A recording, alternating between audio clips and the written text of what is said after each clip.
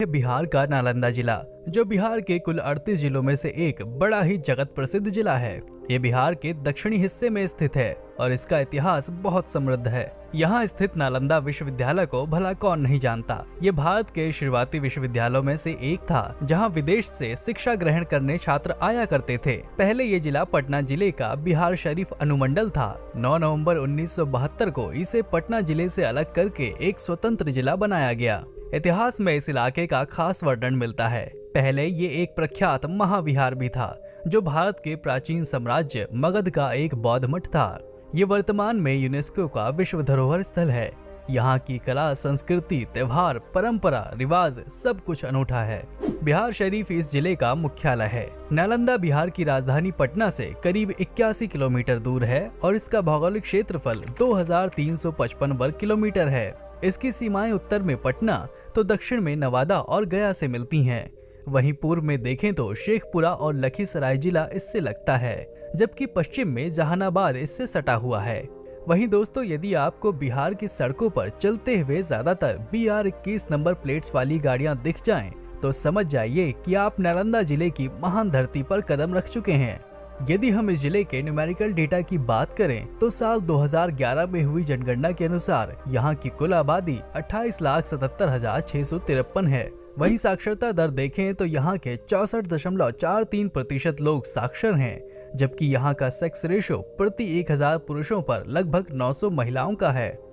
वही दोस्तों, क्या आपको पता है ये एक हिंदू बहुसंख्यक जिला है, जहाँ हिंदुओं की आबादी लगभग 92.78% है। वहीं मुस्लिमों की जनसंख्या 6.88% है और अन्य धर्मों की बात करें तो जिले में ईसाई 0.07% और जैन 0.02% हैं। नालंदा वर्तमान समय में बिहार का एक उभरता हुआ जिला है। इस जिले की अर्थव्यवस्था मुख्य रूप से कृषि, छोटे मोटे उद्योग और पर्यटन पर आधारित है। यहाँ धान, गेहूं, मक्का, दलहन, आलू, प्याज, फल और सब्जियों की खेती की जाती है। वहीं उद्योग की बात करें तो यहाँ का हथकरघा, बुनाई उद्योग यहाँ के लोगों के रोजगार का साधन है। यहाँ के लोग ज्यादातर मगही और हिंदी भाषा का प्रयोग करते हैं। इस जिले के अंतर्गत कुल 3 बिहार शरीफ, हिल्सा और राजगीर अनुमंडल हैं। ग्राम पंचायतों की बात करें तो यहाँ कुल 249 पंचायतें हैं। वहीं जिले के गांवों की संख्या 1084 है। नालंदा जिले का ट्रांसपोर्ट इंफ्रास्ट्रक्चर। यदि हम इस जिले की ट्रांसपोर्ट व्यवस्था की बात करें तो जिला सड़क मार्ग और रेल मार्ग से अच्छी तरह से जुड़ा हुआ है। वहीं यहाँ का निकटतम हवाई अड्डा पटना का जयप्रकाश नारायण अंतर्राष्ट्रीय हवाई अड्डा है, जो यहाँ से 89 किलोमीटर दूर है। रेल मार्ग। इस जिले के मुख्य रेलवे स्टेशन का नाम नालंदा रेलवे स्टेशन है, जो कि ईस्ट सेंट्रल रेलवे जोन के द्वारा ऑपरेट किया जाता है तथा बख्तियारपुर राजगीर गया लाइन पर स्थित है।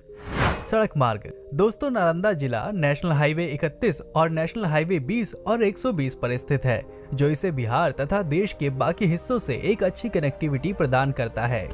नालंदा जिले का इतिहास। दोस्तों, यदि हम ऐतिहासिक दृष्टिकोण से देखें तो नालंदा प्राचीन काल का सबसे बड़ा अध्ययन केंद्र था तथा इसकी स्थापना 5वीं शताब्दी ईस्वी में हुई थी।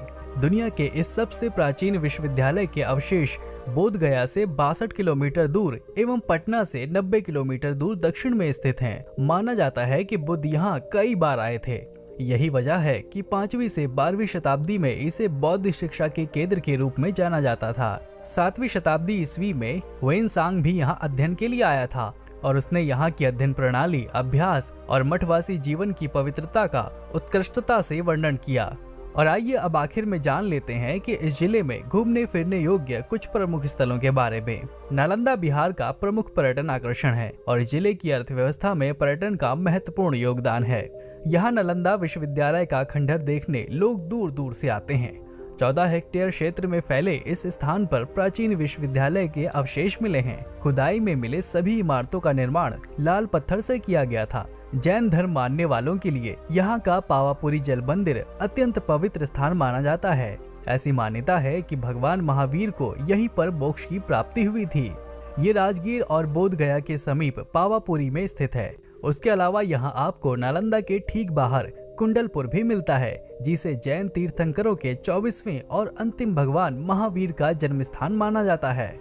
पांडु पोखर में आपको भारत के अद्भुत इतिहास का उदाहरण देखने को मिलता है।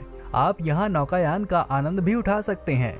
पटना से लगभग 102 किलोमीटर दूर स्थित राजगीर वाइल्ड लाइफ सेंचुरी में बुद्ध और जैन युग में वापस जाने वाले कई दृष्टांतों के साथ साथ महत्वपूर्ण संकेतक भी हैं। ये वाइल्ड लाइफ सेंचुरी 36 वर्ग किलोमीटर क्षेत्र में फैली है, जो घने जंगलों से समृद्ध है। दोस्तों, आई होप कि ये वीडियो आपको बहुत इन्फॉर्मेटिव लगा होगा और आपको कुछ नया जानने को मिला होगा। ऐसे ही और वीडियोस देखने के लिए हमारे चैनल को लाइक और सब्सक्राइब करें।